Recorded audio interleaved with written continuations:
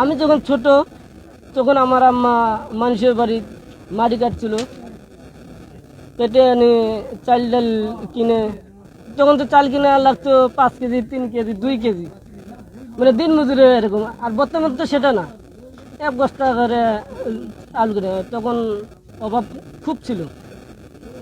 এমন কোন দিন গেছে যে হ্যাঁ হ্যাঁ, খাইতে একটা কথা এখন মনে পড়লো, তখন খাইছিলাম মানে গরম ভাত পাক করে খাইছিলাম, পন্তা খাইছিলাম, কাঁচামরিচ দিয়ে খাইছিলাম, পানি দেওয়া ভাত খাইছিলাম। আমাদের চরাঞ্চলে ভাষা এটাই বলে।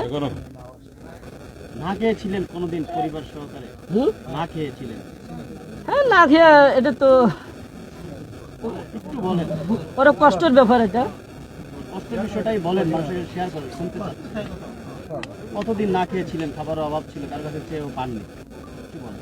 কার কাছে চাই নাই অবশ্যই, কেন নিজের নিজেকে যে লজ্জা শরমে কারো কাছে চাই নাই। একদিন হলেও না খেয়ে ছিলাম আর কি, এটা আমার ভালো ঢোকে আমার মনে আছে। ভাইরাল হওয়ার পরে আপনার আশেপাশে অনেক বন্ধু বান্ধব আত্মীয় স্বজন দেখছি, কিন্তু 2 দিন আগেও কি আপনার এত বন্ধু বান্ধব আত্মীয় স্বজন ছিল? না, যে তারা ঠাট্টা করছিল আমাকে নিয়ে। আমি আমি শুধু মাথা নিচু করে করছি, আর আমার ভিডিও আমি চালিয়ে গেছি, টাইম মতন ছাড়ছিলাম।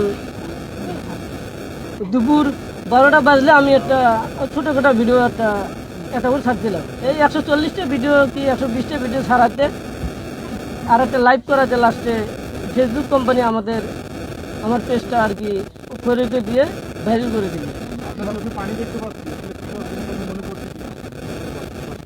হ্যাঁ, কথা তো অনেকে মনে পড়ে।